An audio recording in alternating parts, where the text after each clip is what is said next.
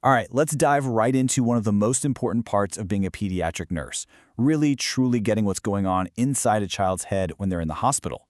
We're going to break down their behaviors age by age so you can provide care that's not just effective, but deeply empathetic.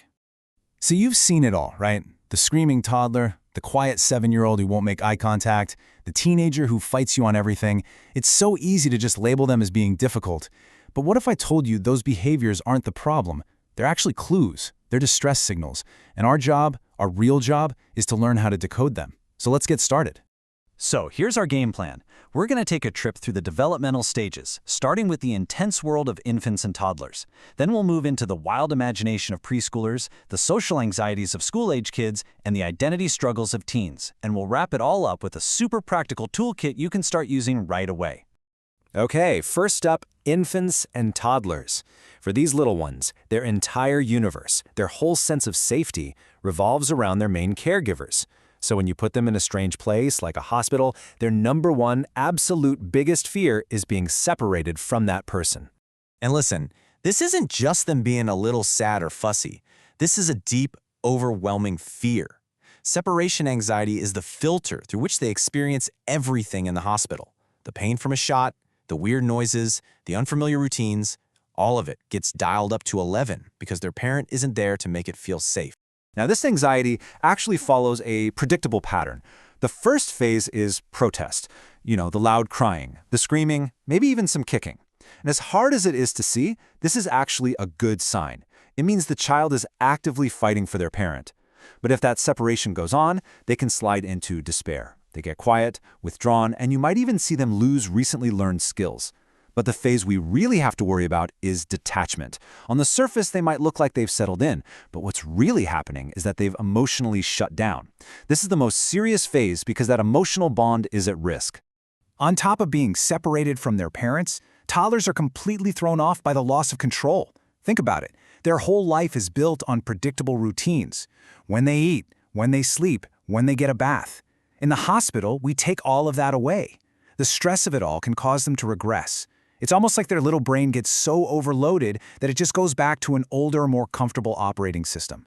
So yeah, a potty-trained toddler might start having accidents again. So what do? This is your exam-ready, and more importantly, your bedside-ready plan. First, we never punish the protest. We let them get it out. We give them back a little bit of control with simple choices. Do you want your medicine with apple juice or water? It seems small, but it's huge for them. We have to accept regression without making them feel bad about it. And, of course, bring in those favorite toys or blankets from home. These are your go-to moves. All right, let's move on to preschoolers. With this group, you're looking at a massive leap in how their brain works. Their minds are this incredible mix of reality and fantasy, and that completely changes how they handle the stress of a hospital stay. You'll notice their protest is different too. A toddler's protest is really direct, right? It's physical, kicking, screaming. A preschooler's a little more sophisticated. They might not get mad at you, the nurse, but they might suddenly get furious at their teddy bear or blame their toy for something. They're starting to process these big feelings, but, well, in their own unique way. Okay, if you remember one thing about preschoolers, let it be this. Their thinking is what we call egocentric and magical. They genuinely believe their thoughts can cause things to happen in the real world. So if they had a mean thought about their baby brother yesterday, they might connect that to being sick today. They think they're in the hospital as a punishment. Can you imagine how terrifying that must be? And because of this magical thinking, their fears are just explosive. They have no concept of body integrity. They might honestly believe that if you give them a shot, all their blood is going to leak out. A little cut isn't just a cut, it's a catastrophe. Their imagination, which is normally so much fun, can become their worst enemy in the hospital. This means our interventions have to be super targeted. We explain things in very simple, concrete terms, and, this is key, we do it right before it happens. Don't give them hours for their imagination to run wild. We validate their fears, give them outlets like Play-Doh or drawing, and we find small ways to give them back some normalcy. Seriously, just letting them wear their own underwear can make a world of difference. Okay, now we're getting into the school-age years.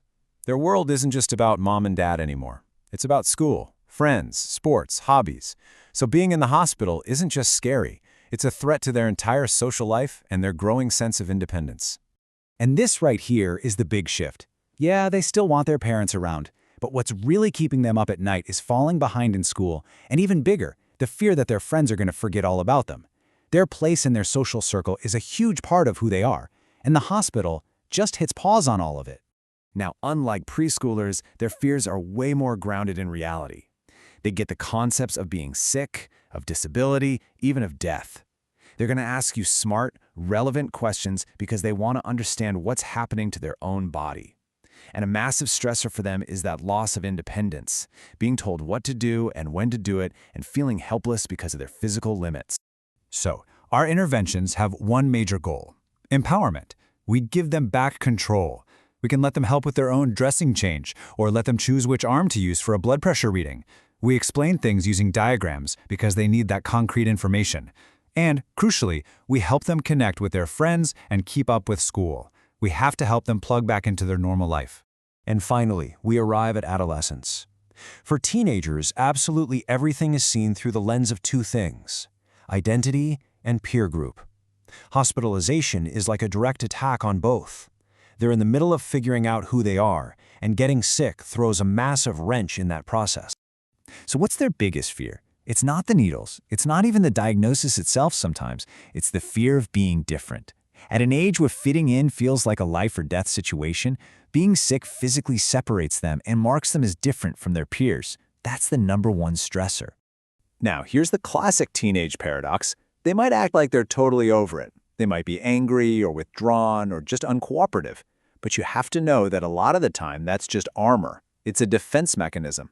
Because on the inside, they might be absolutely terrified, but showing that vulnerability feels like losing control and just confirms their worst fear of being weak or different. So to get through to them, our entire approach has to be built on respect for their independence. Privacy is everything. Knock before you enter their room. Encourage them to wear their own clothes. Talk to them like a person, not a patient. Ask about their future, how this illness might impact their plans. And you absolutely have to help them stay connected to their lifeline, their friends. Okay, we've made our way through every stage. So now let's pull all of this together into a practical toolkit that you can use to communicate with every single pediatric patient, no matter their age. Think of this as your quick reference guide. For infants, it's all nonverbal. A calm voice, a gentle touch. You are communicating you're safe without saying a word. With toddlers, you have to be so literal. If you say a little stick in the arm, they're picturing an actual branch from a tree. So you use short, concrete words like a little pinch. And demonstrating on a doll first, that's a total game changer. For preschoolers, it's all about offering simple, structured choices to give them back some power. It's not, do you want this? It's, do you want the red one or the blue one? For school-age kids, they are hungry for information. Explain things clearly, maybe even draw it out for them, and give them privacy. And finally, for adolescents, it's a delicate dance. Privacy is non-negotiable. Build rapport by talking about their interests first, but don't pry. Show them you see them as a person, not just their diagnosis. This quote really just nails a universal truth of pediatric nursing. Even though it calls out toddlers specifically, this idea applies to every single age group. Routine equals safety. Normalcy is medicine. The more we can make the hospital feel a little bit like home, whether it's story time at 8 p.m. or letting them wear their favorite PJs, the more we chip away at their fear. It's our most powerful tool. So we'll end on this question, because this whole conversation isn't just about memorizing facts for an exam. It's about fundamentally shifting how you see these kids. It's about seeing that screaming toddler, or that quiet 7-year-old, or that defiant teen, and knowing they're not a problem to be managed. They're a person who's asking for help in the only language they know. And now, you know how to speak it.